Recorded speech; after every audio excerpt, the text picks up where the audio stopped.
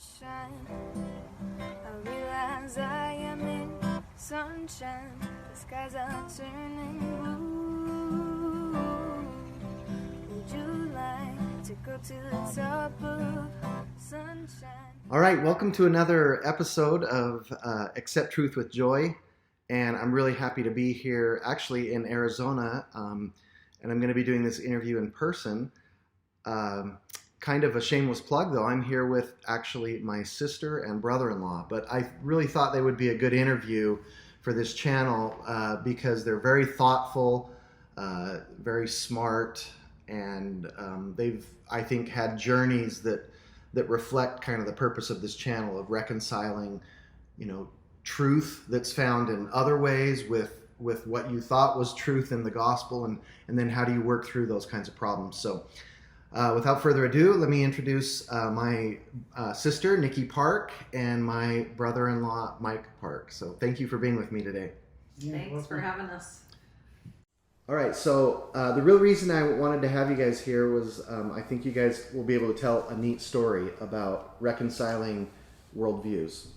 But let's start, just tell me a little bit about yourself, okay? So like where you grew up, how you got to where you're at, your careers, what you've done in the church, and so forth. Okay. Well, we have known each other for a long time. We actually first met in 6th grade in middle school at Indian Hills Middle School in Sandy, Utah. Her last name was Ogden, my last name was Park, and so I sat right behind her in an alphabetically arranged classroom. And the first thing I knew about her was I knew who her older brothers were because they were star football players, and I liked football, and so I said, oh, she must be cool because her brothers are good athletes.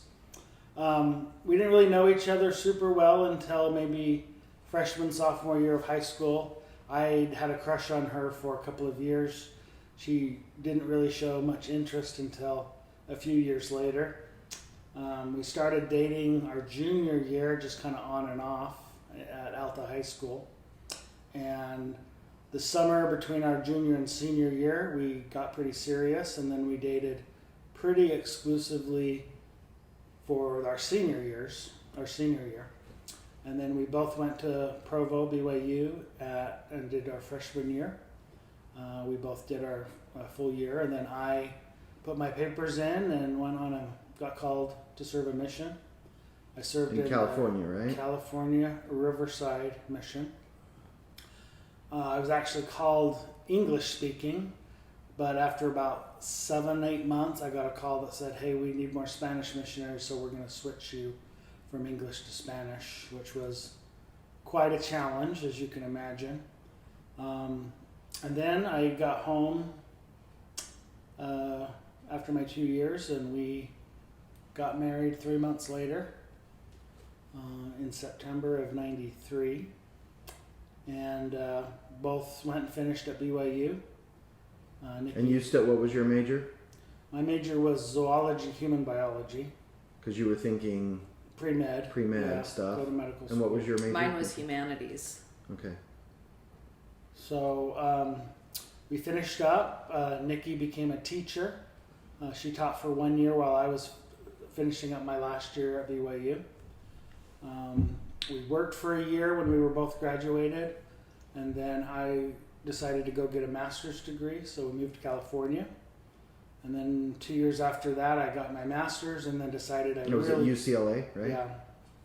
And then I decided I really would like to be a physician, and so we ended up reapplying and going to medical school when we were. We had 2 little kids. We had 2 kids when we made that decision, so it was kind of a big decision. Yeah, and we moved away from Utah for many years, and we joined the military because the school I was going to was super expensive, and we didn't want to go into a tremendous amount of debt, and so we thought the military might be a good choice for us, which ended up being a decision that really changed the trajectory of our lives. And so I graduated medical school, and then I decided to do radiology, which was a 5-year residency, which was a lot longer than we had thought. So all of this ended up taking a lot longer than we were planning on. I did my residency through the military. So we were up in Washington at Fort Lewis, which is just south of Seattle. We had our 4th baby there and our last. And then the military basically says, well, we've paid for your school, so you go where we tell you to go. That's kind of the deal, right? That's the deal. Yeah. And we were fine with that. Luckily, I had a wife who was very willing to live wherever and was up for a challenge. So we had a list of places that we could go that needed a radiologist for a certain amount of time. And so we ended up in Columbus, Georgia, at Fort Benning, which is a kind of a famous Army military post. And just about a year into being there, we got a phone call that said, you've been chosen to go to Iraq, which was kind of out of the blue. We weren't expecting it. They don't need a lot of radiologists in a war because one radiologist can support hundreds of primary care doctors or whatever, surgeons. And I was very overwhelmed with the idea of leaving my family for 6 months in Georgia. All of our family pretty much lived in Utah or in the West. But I ended up going to Iraq for 6 months. It ended up being a great experience. One of the most important experiences I've probably had in my life. Then we got back. I finished up. We did a total of 5 years in Georgia. And then for the first time, we could choose where we wanted to live because I was getting out of the Army. And so we said, well, we'd like to go west. Nikki didn't want to go anywhere where it was going to snow. Doesn't really love the cold winters. So we said, well, Arizona, Las Vegas. We wanted to be out here closer to our families, Southern California. And we ended up in Gilbert, which is a suburb of Phoenix. And we've been here for six years. 6 years now. It's the longest place we've ever lived. Yeah. Yeah. Since we got married. Yeah. And tell me, so Mike, your family growing up, I mean, true blue Mormons, right? I mean, go to church every week and all that things. Yeah. Nikki had a similar growing up to me, of course, being my sibling. And I've talked a little bit. I don't know if you want to add, what do you think our family was like growing up? We like to fight a lot. I know that. It's always been a theme in our family. But no, I think one thing that I think our parents did is our dad especially always played the skeptic about everything, or the devil's advocate. And I do think that had a lot of influence. Like we would have, talks around the dinner.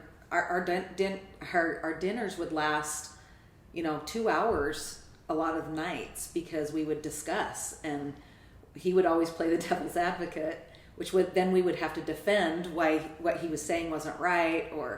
So I do think that played a lot into who I am today as well.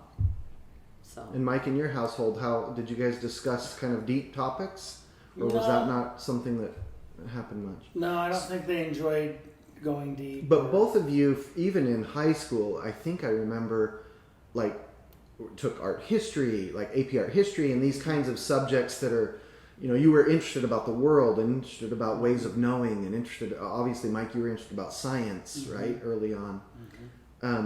So in a way, you guys are similar to kind of the journey I've had, where I've really awoken to kind of the idea of being a seeker after good ideas, and it doesn't matter where those good ideas come from, right? That's one of the things on this channel. So why do you think you are the way you are? I mean, do you think God wants us to be, curious about this world?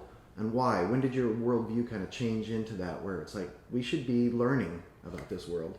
Well, for me, I've always loved learning from a small age. Like, I've always been a curious person.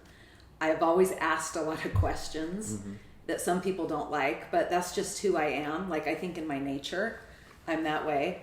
And when I went to college, when I took AP art history, and I had this realization that there was this big world out there with culture and art and literature and ideas. Like, I love philosophy. When I took a philosophy class in college, I realized I like to think, and I like to ask the big questions, like, why are we here?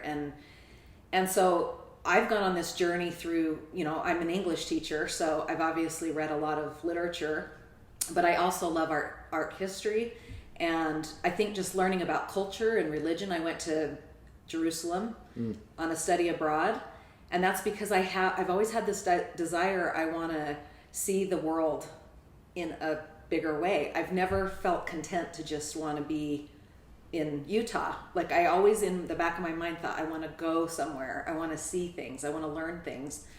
And so I think that's a big reason why I am the way I am. And as I went out and started to read more and learn more and saw, the beautiful things that other people from other religions have created, or people with no religion, what they've created, that I realized this world is a really big place. And there's so much good in the world that's outside of my Mormon faith. But that didn't, I always had a strong testimony of my faith. And I've always felt like I have a really strong testimony or strong relationship with God. But I think it was the going at, that being that seeker, it kind of led me in, it's kind of risky to do that, because it leads you in places that you might be uncomfortable or something. Yeah, like it kind of, you bump up against things that make you feel uncomfortable because you realize it's different from what you had learned as a child. And so that makes it complicates your life. And I would also say we've both been people who value the truth, that want to know the whole truth. If we have an issue that we're interested in, we'll go read a couple of books about it from different points of view, because we want to know what everyone thinks about it, not just what maybe one side of an issue might think about it. And that does complicate your view, because it opens you up that there's other ways of thinking, which when you're kind of born and raised in the Mormon ecosystem that we were born into, you kind of don't realize that there's other worlds out there of ways of thinking. And so when you expose yourself to those, you're going to get a complicated life. So what were some of I can go back to my life and think of events that occurred that kind of, did you guys have any of these events early in your marriage, or even before you were married, that started to say, whoa, it shocked you into that kind of curiosity realm where you needed to learn, and maybe you got a little bit uncomfortable, and then you had to kind of struggle through some issues. Did you have any events like that occurred? Well, for me, since your channel is kind of about science, I was a human biology / zoology major, so learning about evolution was a big part of my education. And when I took Biology 460, which I think is the big evolution course, my teacher, who was one of my favorites of all time, was doing Jeffries. And I remember for the first time realizing, wow, the data for evolution is just overwhelming from multiple points of view. Up to that point, I think I'd kind of maybe pushed it away and not really wanted to think about it. But in that class, you had to think about it, because that's what it was about. And it was really nice because we had a professor who was as he used to say, card-carrying member of the church.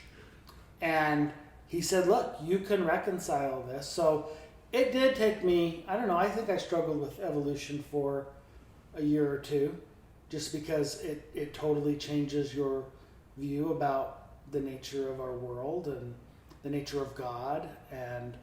But eventually, after a couple of years, I kind of was okay with that. I had resolved it. And for me, that was a big one, is things I had learned in my education. That was even in my undergrad, before I'd ever moved out of Utah. I was still in Provo, Utah, learning about some really interesting but difficult topics.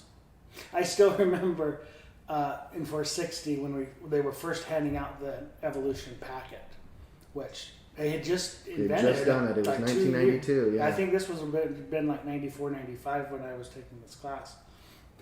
We had kind of thumbed through it, and Dr. Jeffries was up there in the front, and someone from the back raised their hand and said, have you ever been to the temple? In other words, everything you're telling me here is not what we learn in the temple. And for the first time, I think I realized, oh, there's a big divide here among people who are okay with the science and people who want to reject the science. And so that kind of set me on a course of being interested in that topic, religion, evolution, science. How do you bring those all together? Yeah. So. Awesome. And for me, like I mentioned, I went to Jerusalem, and I remember standing in this place in the old city where 3 or 4 different religions were sharing this piece of ground. And there's kind of a point where you can see all 4. And it was like, there's a lot of religion. This has been around for a long time, and people have disagreed for a long time.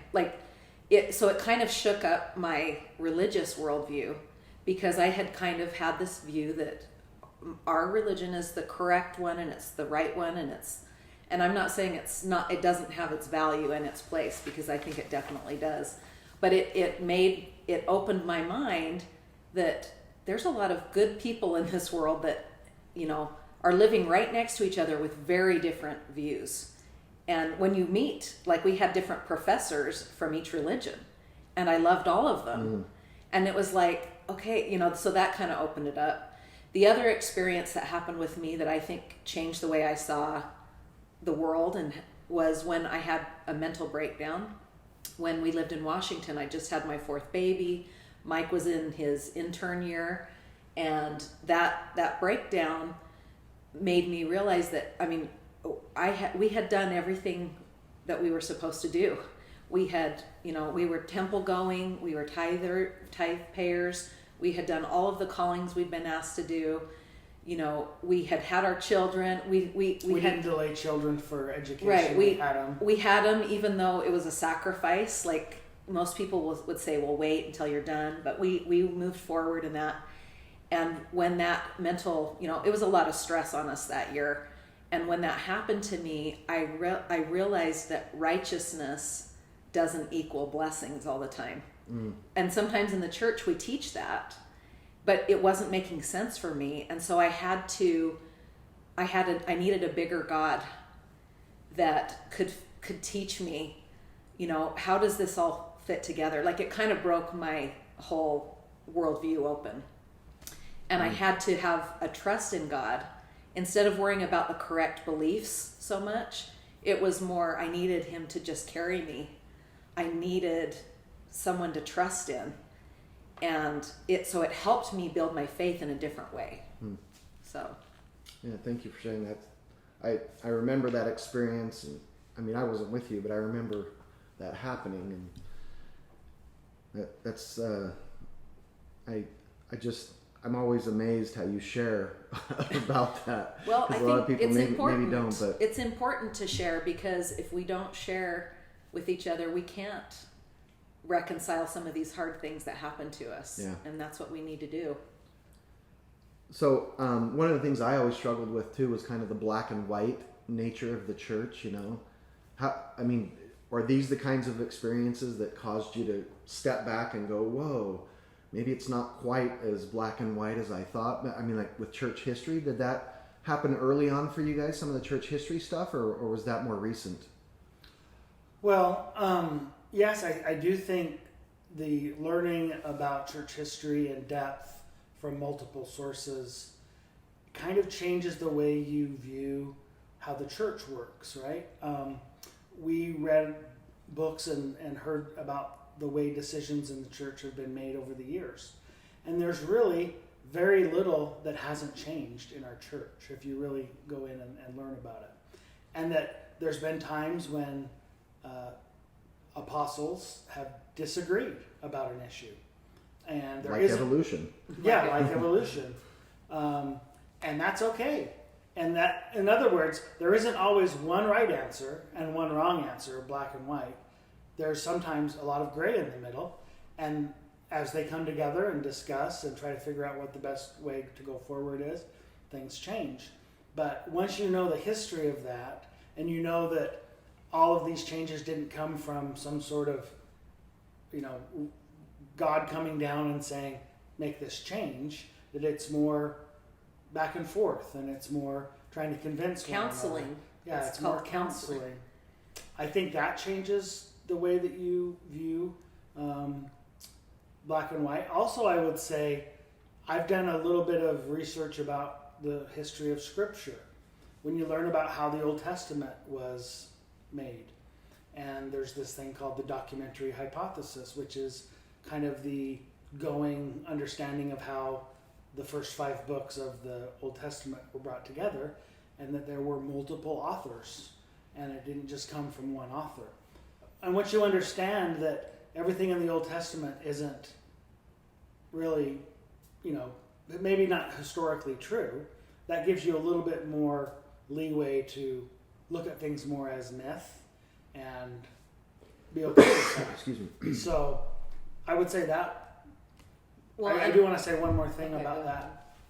But do you want to go first? I was just going to a say little he different brought up the myth idea, and I think that when, like for me, because I deal in stories, right? As an English teacher, I deal with story and myth, and we teach those things. And I think that what sometimes gets missed is that story is powerful enough in itself. Like sometimes we all want everything to be literally true, because that's what's going to make things. That's what's going to make things make sense. And literalness can sometimes stop us from reaching deeper meanings and deeper power in finding God in this world. And so for me, I feel like I have had this opening, this awakening to a bigger God through myth and through story and through listening to other people's stories. Like for me, that's a big, powerful thing. And that we don't need to hold ourselves to literal belief all the time. In my view, I know some people, that's how they want to believe, and I respect that. Like I know not everybody's like me, but that's what I had to do to help reconcile the things I was learning. But it can take you in a good place, not a bad place. I just wanted to say one more thing about kind of rethinking the way the gospel fits into the wider world. When I was in Iraq, I got to be very close to about 20 to 25 people. Most of them doctors and nurses and other providers. And they were some of the most amazing people I've ever met. They were patriotic. They were disciplined, very smart, very talented. Most of them actually quite religious. They were Catholics. They would go to Mass. They had a little church there that we would all go to. They had LDS services. They had Mormon service, or they had Catholic and Protestant. You had Muslim there were friends that were very devout. But my point was, I realized, wow, these people are better people than me in many ways. They're religiously better, more devout. Maybe they're smarter or whatever. And it made me rethink this category I'd put in, which is basically LDS people and then everyone else. And that paradigm was totally shifted after I'd been around enough people who weren't LDS that were amazing people. So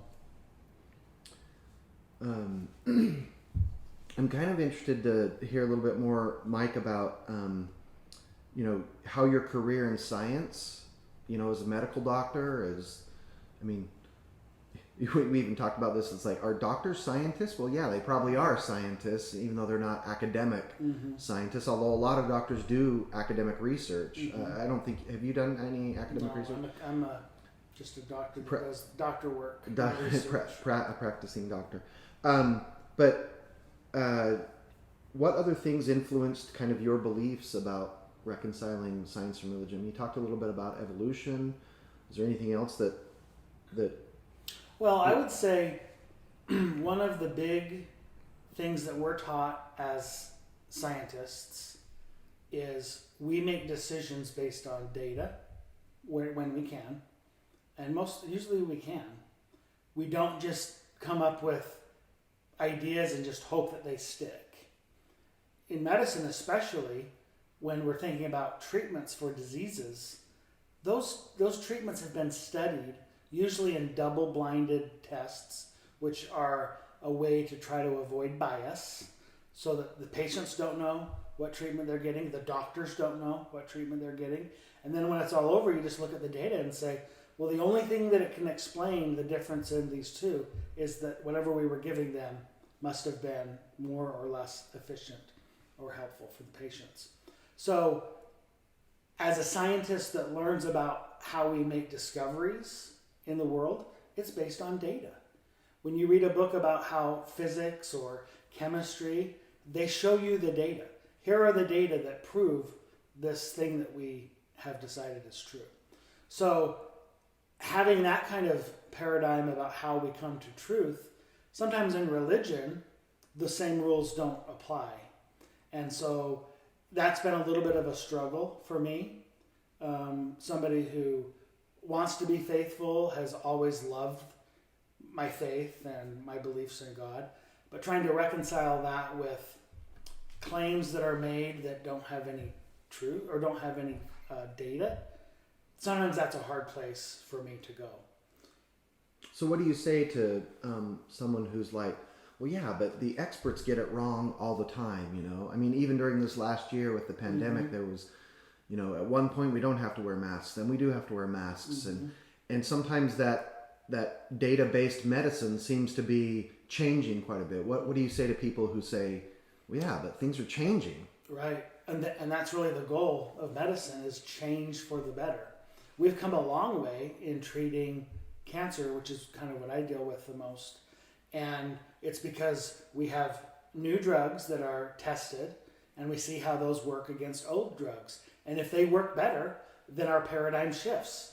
Now we're going to reject, or at least put aside, those old views and look at a new view, because guess what? The data is showing that this is the way it is. It's the same thing with masks that we had in the pandemic. Initially, there was this idea that masks may not work, and so there wasn't a push to wear masks. And then as the data started coming in, they started realizing, oh wait, these masks are going to help. And so science was tentative, and it said, hey, we have new data now. Let's make a new decision, and then let's implement that. So yeah, science is tentative, which I've heard you say before, and I completely agree.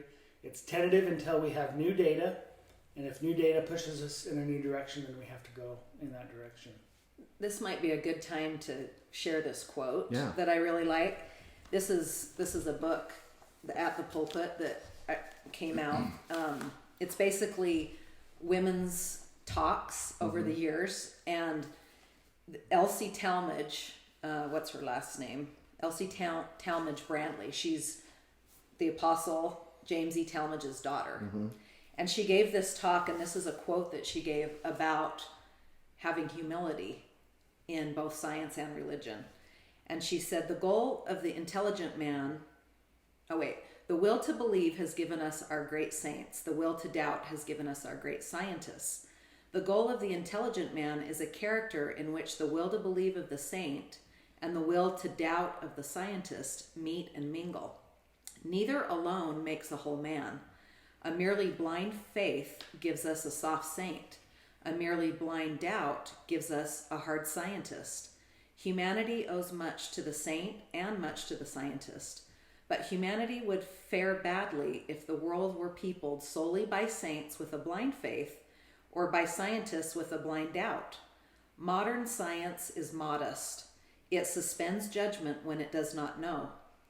And in other words, tentative. In all other fields, religion, politics, and so on, we must learn to do likewise. We must act in the light of the best we know at any given moment, but we must be willing to hold our beliefs open to revision in the light of new facts. Then we can combine saint and scientist. I like that.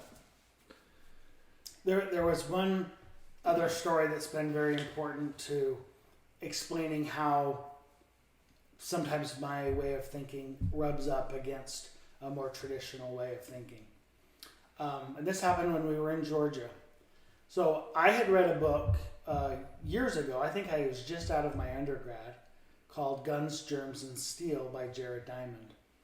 An excellent book. And it's really about why do certain peoples and civilizations prosper better than others, and it goes into all of the details. Well, one of the populations that he uses over and over in this book are the Polynesians from Polynesia, and also New Guinea and Indonesia and all those islands in that area. Well, a couple of things happened. First of all, the data from multiple sources really shows that these civilizations have been around for 20 to 25,000 years. That's way further back than a traditional LDS person would have been taught. I was very aware of President Kimball and Joseph Fielding Smith's talks and comments where they had said the Polynesians are from the Book of Mormon time frame with Hagoth, who left and kind of was never seen again, and the supposition was, well, then that's where the Polynesians had come from.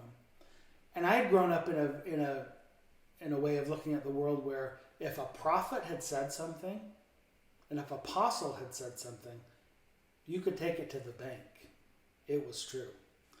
So that may have been one of the first times where I really had to wrestle with this idea of, is it possible that what President Kimball said was just wrong? Or his opinion. Or his opinion about where the Polynesians came from was wrong. So, and the other thing was, if they were really there 25,000 years ago, then the traditional Adam and Eve started with Adam and Eve, and everyone has come down in the last 10,000 years. Though that can't be true either. So that was really a book that got me thinking in new ways. Well, fast forward 10 years, I was in Georgia, and I think I was on the High Council. You were on the High Council. And I was in a high priest group in our ward of 20 guys. And somehow we got on the topic of the Lamanites and who the Lamanites were. And there was a couple of brethren that were going back and forth and basically upping the ante of, well, I think this includes the Lamanites. And they were saying the Lamanites includes all of the Native Americans of North and South America, all of the Polynesians, all of the Eskimos up in the Arctic. And I was like, okay, guys, this doesn't make sense. From a population genetics point of view, that just can't happen in the last couple thousand years. So I decided, and I'd read some BYU professors who had talked about the possibility of maybe there were other people inhabiting the area before Lehi and his family got here. And so I decided I was going to bring it up. Well, that did not go over well with these people. They went to quotes about Joseph Smith saying that the Book of Mormon is the most correct book on the earth. And if you don't believe that the Polynesians are Lamanites or the North and South American Native Americans are, then maybe you have a problem with your faith. And your faith isn't strong enough. Well, I came home from church that day, and for the first time, I felt completely othered. I was in a different category. I felt so different from all of them. And that was kind of a crack in this idea that I was just like everybody else. I just was a little bit more nuanced in certain ways. And that way, after that day, I was like, I fundamentally have a different way of looking at the world than those people. and it did hurt it hurt your faith in the church. I mean, in the organization, that he couldn't express himself. I was basically silenced. He was silenced and shamed. Shushed. And it was not a good response. It was not, and you did talk to the stake president. I did. About it. And he did validate your point, but he didn't ever go and talk. I mean, maybe he did. Yeah. We don't know what happened, but it's things like that. And sometimes I get frustrated with people who make the assumption that since they are very religious, they know the gospel backwards and forwards, that then that gives them the ability to speak with authority about Every subject. any subject. I know the truth about everything because I have a testimony of the gospel, in spite of all of the scientific evidence. And that's why sometimes when I deal with people who, are they don't believe in an old earth, they don't believe in evolution, that we've been evolving for. Accept evolution. They don't accept evolution, and I get frustrated because I'm like, okay, so what you're saying is because you feel good at church, you feel good when you read the scriptures, that makes you an expert on every subject, and you can overpower all the scientific data. That seems like a lack of humility to me, that you've convinced yourself that you're somehow more enlightened than the rest of the world. And I have a problem with that sometimes. Well, it's hard because, we have this idea of prophets, and so the problem is we've put prophets on pedestals that they're almost godlike. And I mean, Elder Anderson has said many times, well, I know in one talk in particular, he talked about that prophets are to stand next to us and point us towards Christ. They're not the person that's in between us and Christ. They're next to us as a guide. Mm-hmm. And they're a human being just like we are. And if you know the history of the church, there have been mistakes made. President Uchtdorf told us that, right? And so it's having the humility to understand that we're all human beings. The calling should be put up on a pedestal. It is an important calling, and prophets do give us good. 95% of the time, it's exactly spot on and right.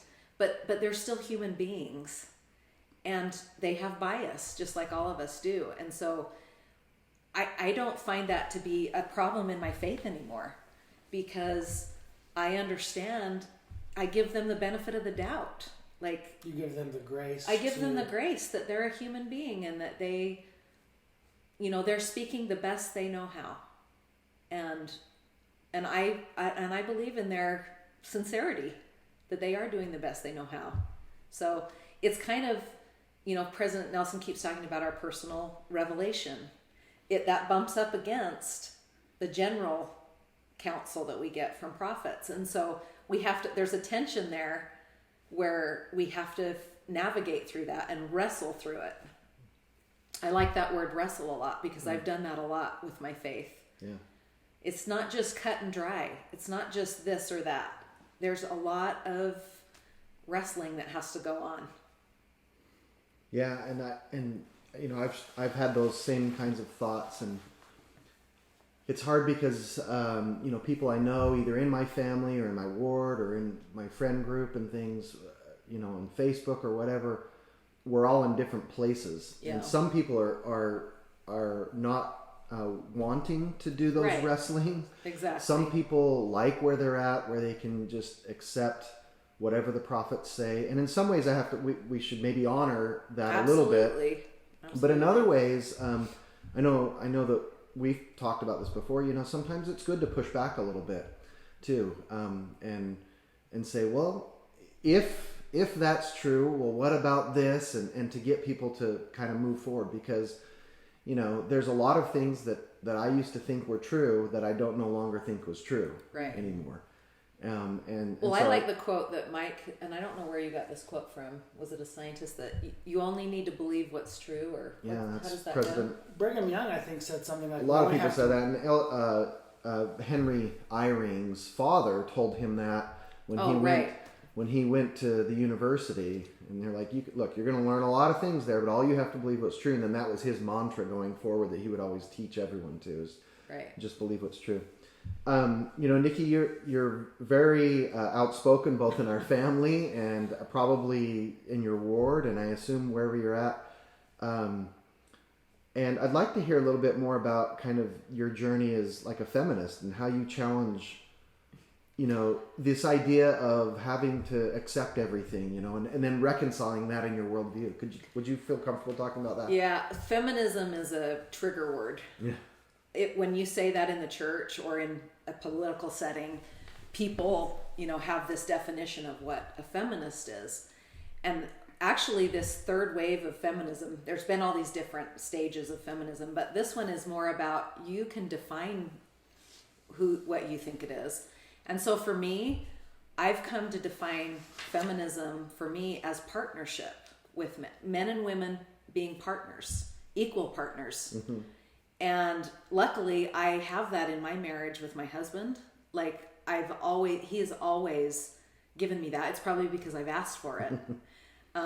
Because women sometimes don't know that they can ask for that, and my temperament is just that I've always felt since I was a teenager, it wasn't fair.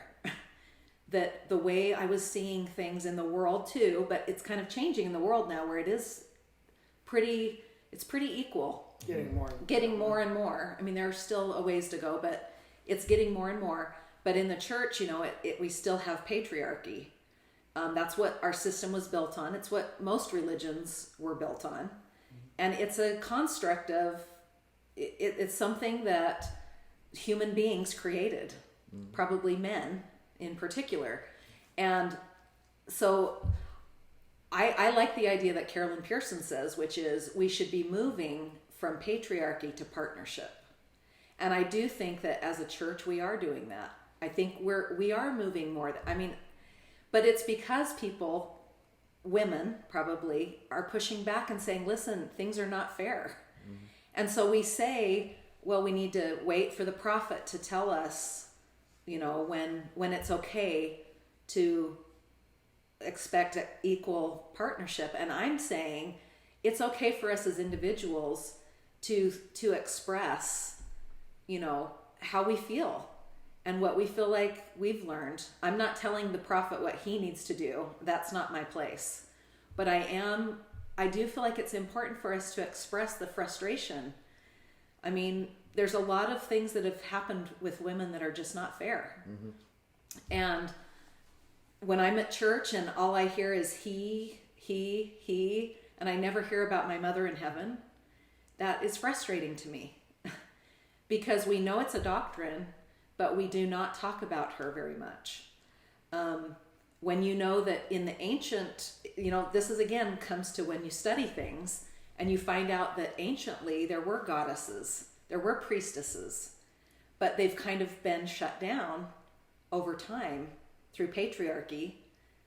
That's frustrating because we know that it's not necessarily the truth. It's just what, it's a human construct. It's a human, they call it a construct. It's a human way of viewing the world. And so it's been a huge wrestle for me in my life.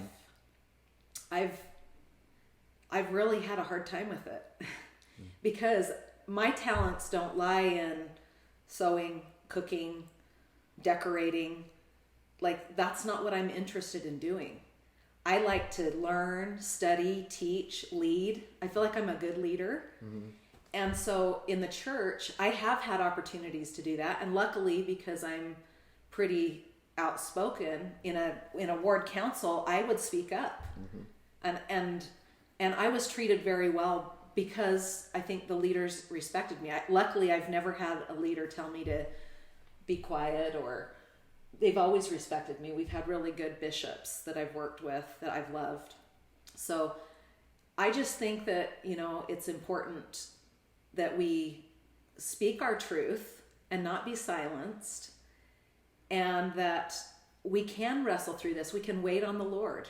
Like, that's what I've learned is that, sorry.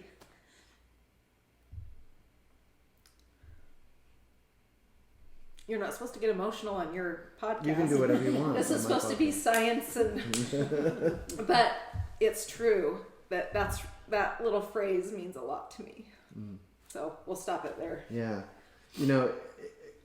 I mean, even though that whole topic is kind of maybe not, this science and reconciliation, but I think it's the same kind of struggle that we all have to go through. You know, if you've been learning about what women's role is in the world, in your own community and in the church, and you start to see conflict between what that knowledge is telling you and then the knowledge that has come through the church, through tradition or whatever it is, right? And there's conflict there. That's what this channel is really about, is how do we deal with conflict from other ways of knowing with what we thought was the only way of knowing, or what we thought was the true way of knowing, right? Right. And so I think that's a really good example of, we've got to sometimes deal with hard subjects. Yeah. You know, it doesn't have to just be evolution.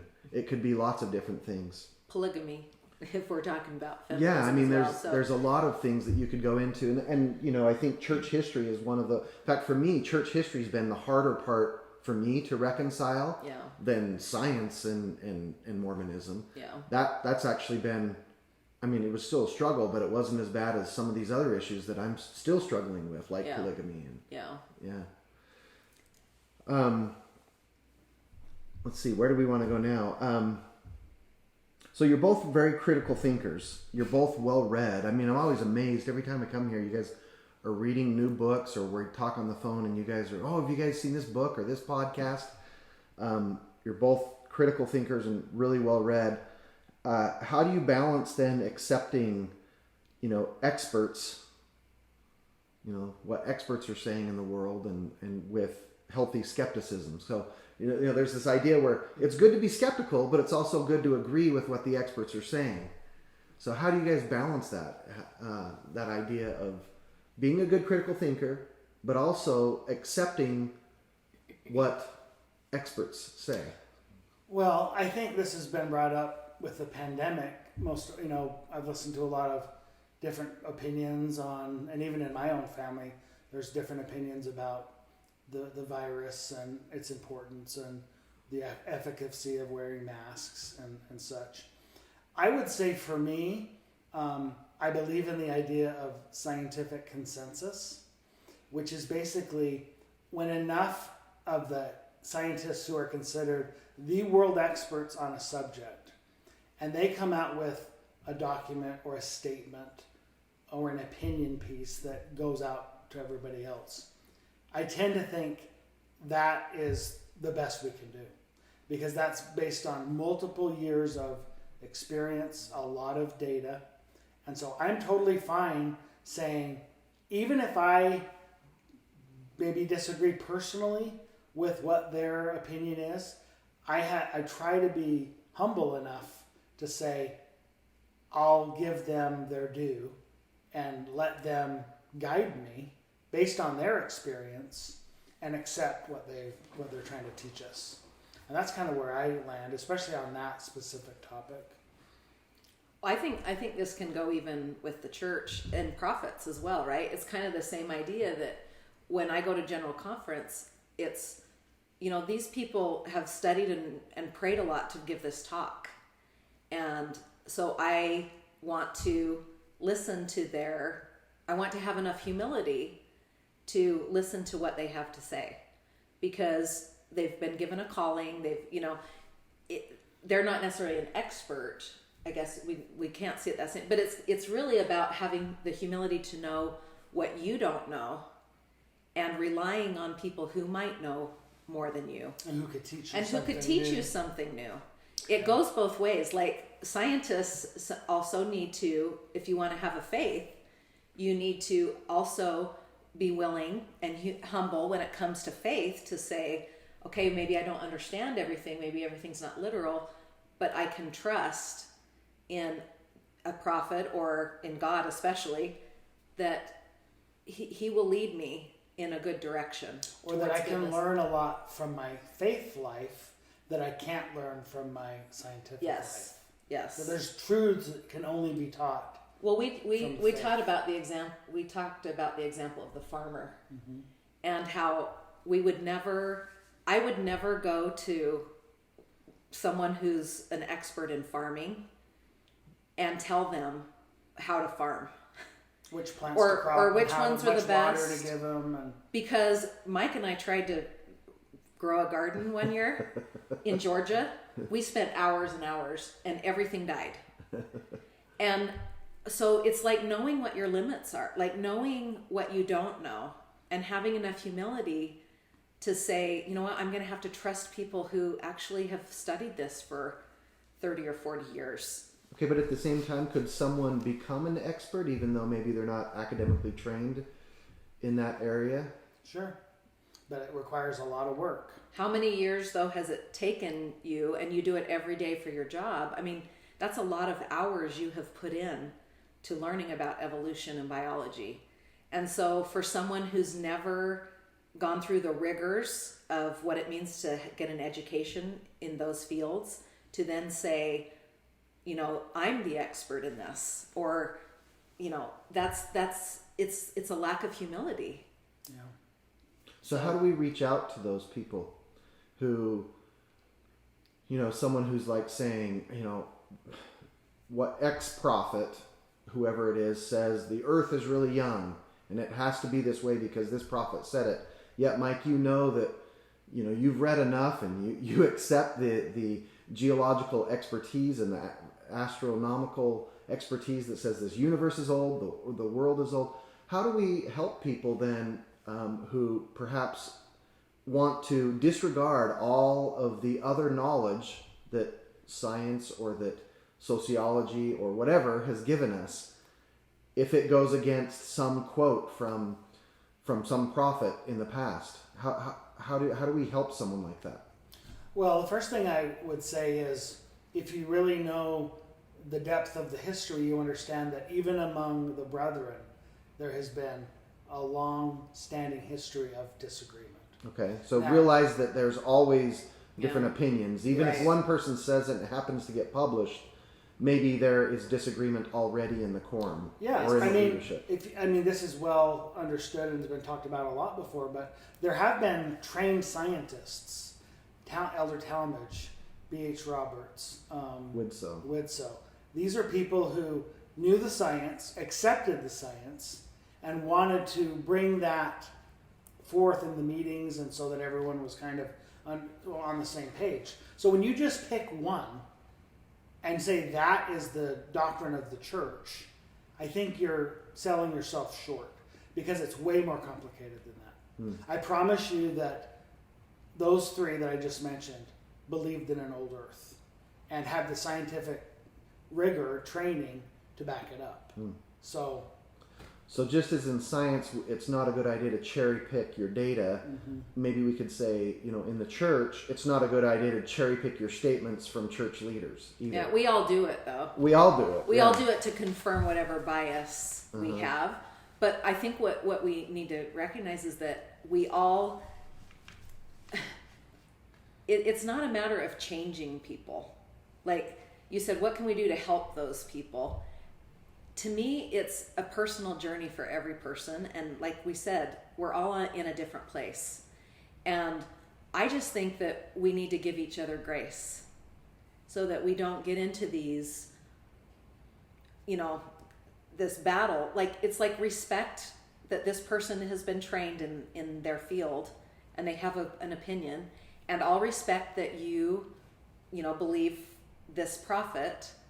And it just doesn't need to come to, I don't know. I just feel like we all need to give each other more grace.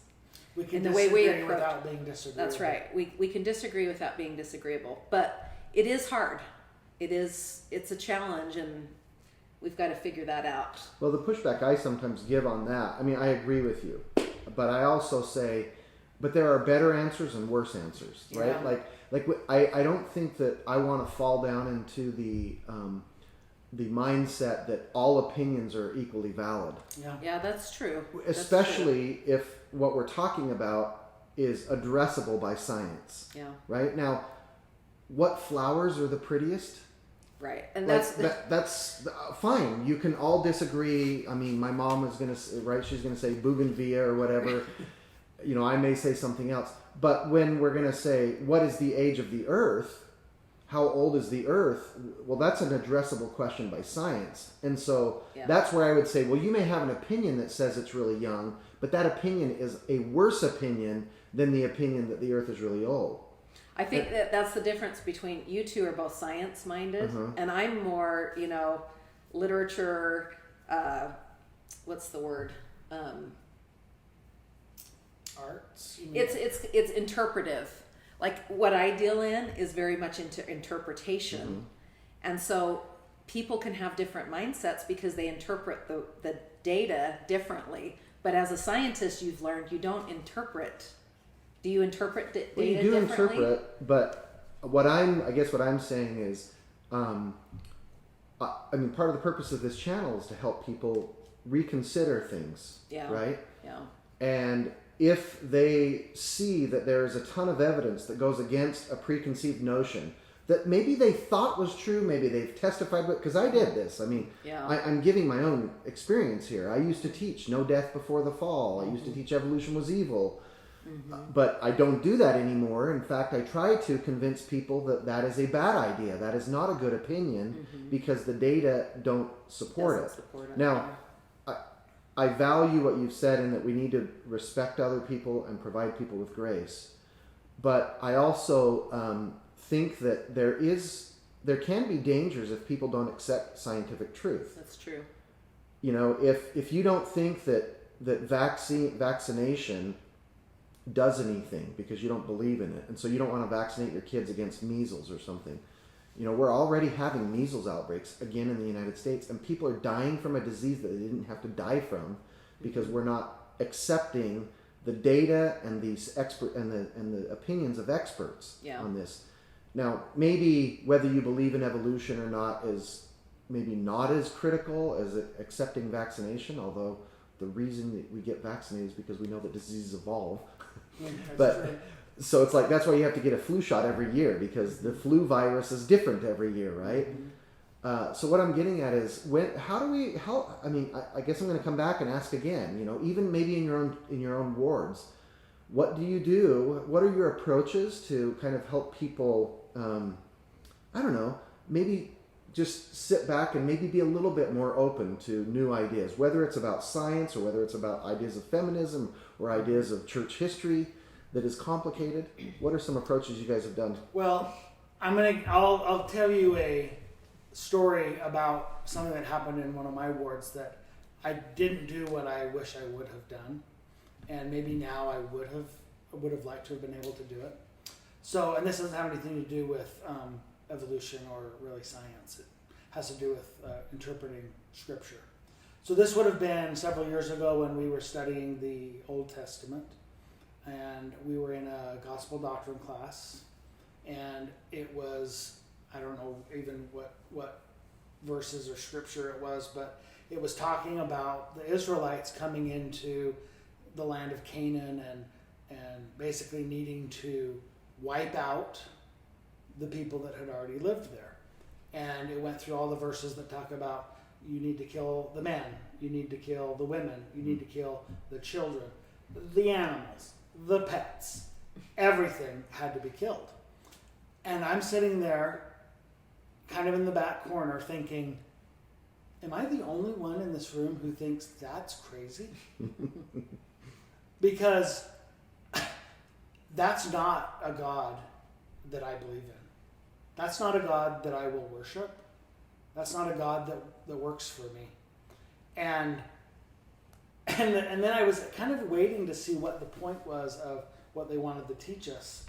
And I was kind of hoping that there would be some mention of maybe that this was something that the Israelites had written down but maybe didn't come from God. But the actual lesson that they were giving was how important it was to be exact in your obedience. So if God tells you to kill babies, then you need to be exact in that obedience. And so that was a time when I really wanted to say something. I wanted to say, I'm sorry, but I can't go there. I will not go there. I need a different God than that God. I think I was Elders Quorum president, and so I felt like it would be bad if I were to I didn't want to embarrass the teacher either, because I didn't want to derail what I can't even remember who was teaching, he or she was teaching. Because encouraging obedience to commandments is not a bad ultimate goal that we're trying to teach people either. But that example was a bad example in my view. Yeah. And he or she was just going by what the manual was saying. And so I was frustrated. I came home that day, and I think I talked to Nikki about it. I said, do I really want to embrace a church that's going to, in their manuals, talk about genocide and that's the God that we believe in? That was the wrong. I wish I hadn't have been silent. You should have spoken up. If I were to do it again, I would have said exactly what I just said, which is basically, I'm sorry. Other people in here probably feel the same way, and I think they do. I think no one was just willing to open their mouth and say it. I can't go with this. I don't believe in a God that respects one people more than another and will command genocide. And maybe there's somebody out there who would have heard that, who would have said, oh, good, I'm not alone. Mm-hmm. There's other people who have a problem with some of the Old Testament stuff.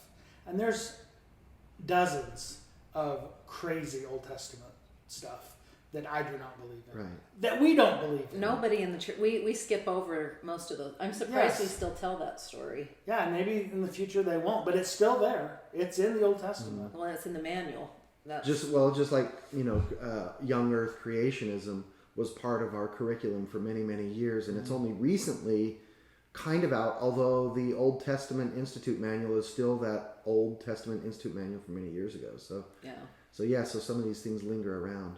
So in answer to that question, and then Nikki can say something, I hope that some of us who are more progressive thinking about Scripture will be more vocal, because I think it's going to help in the long run other people to feel comfortable in them sharing that they're not comfortable with certain things. And I think it creates a more honest, so it doesn't feel good to be silenced. Yeah. It doesn't feel good to come home with this dissonance of, boy, what I'm being taught at church and what I feel in my heart are totally different. Mm-hmm. That's not a good feeling to have. Yeah. And I think that's why the church has lost a lot of people, because they're not comfortable living in that area of dissonance. So I think we need to be able to listen to different points of view and be okay with it. We're all not going to think alike. And sometimes it comes down to just how do we express that. Yeah, because I've been in high priest group as well. Now we don't have them; we just have elders quorum. But where there'll be a member who's very declarative in his statement, like it has to be this way, and he's declaring it as the truth. Where if he would have just said, for me, this, if everyone in the church would just start their comment with for me or my opinion instead of it is this way, right? Like I think the church could just use kind of a revamp on how do we share our opinions and not realize that we know everything absolutely for true. Right. Yeah. Well, a scripture passage that has just been really strong in my mind this last year is 1 Corinthians 12, which goes through all the different gifts of the Spirit and talks about how everybody's been given a different gift. Some people, it's easy for them to just have faith. Some people have the gift of wisdom or knowledge or study, so everyone in the church has a different gift that they bring. And then it goes into the part about the body of Christ, that we need the hand. Like we can't say, we don't need those intellectuals in the church. We don't need those feminists in the church. We don't need those, I don't know, what's another group? LGBTQ members in our church. Like they can, if they're not going to think like we do, then we don't need them. And I just think that is the opposite of what Christ is trying to teach us. That he is teaching us that we need to have charity. Because the next chapter 13 in 1 Corinthians is all about charity. And that it doesn't matter if you know all the mysteries of the kingdom. If you don't have charity, you have nothing. And so we can fight all day about correct belief and what's the correct belief and say we're so certain about it. But I think that's a sin. To say we're so certain about this that we're going to push other people out that don't think like we do, I think that's wrong. And I think it's a tragedy, because there are a lot of good, very, very good people who have a lot to offer our church who are leaving because they don't feel like they belong. And I just think that's wrong. I think that and Elder Gong just said in this last conference, there should be no second class members in our church. And a lot of times people who, like us, who challenge, the way that things have always been, or we think outside the box, we can feel like we're not welcome here in the church. And I mean, I don't feel that way, because I just say, well, too bad this is my church and I'm staying. Right. But for other people, they don't have my personality, which is really strong. And, I can fight again. I don't mind wrestling through it, but some people, for their own mental health, it doesn't work for them. I want to give a quick story, because I want to talk about this idea that we need to fix people, and we need to make them like us. Bring them back to where we are. And I just, when we were in Georgia, I was the Relief Society president there. And I went to go visit this African-American woman who lived in the projects. She was morbidly obese. She was bedridden. She lived in this little apartment with cockroaches going up the wall. I mean, she had little kids running around. It was a really bad situation. And my goal was, I'm going to go in there and I'm going to help her get back to church. I'm going to help their family. I'm going to save them. I'm going to rescue them. So I gave my little lesson to her, and she said, she was just so sincere. I mean, she had addiction problems, but she said, thank you so much for coming to visit me. Like, it's just meant so much for you to be here. And I'm sorry that I'm going down this road, but when I drove home, the thought came to me, you weren't going there to fix her or save her. You were going there to relieve suffering. And she actually fixed you. Because what she did was taught me, sometimes we think we're going to find the lost sheep. And what she taught me is, no, you were the lost sheep. You think you're better than her. You think you have to save her or fix her. And really, you need to fix yourself. Like, you need to focus on how you can be a better person. And maybe all you have to offer people is to relieve suffering. And that's where that whole idea of our baptismal covenants comes in. We are to mourn with those that mourn, and comfort those that stand in need of comfort. We don't have to try to fix everybody and get them to think like we do. We just need to listen to them. Like, a lot of problems in our world would be solved if people would just listen to other people's story and not try to tell them why they're wrong or what they should do different, but just listen. And I think you've been a good model of that for us. Like, you have always listened to us, because a lot of people don't want to listen to us. We're scary to people. We think outside too far. And I really respect that with you, is that you have always listened to us.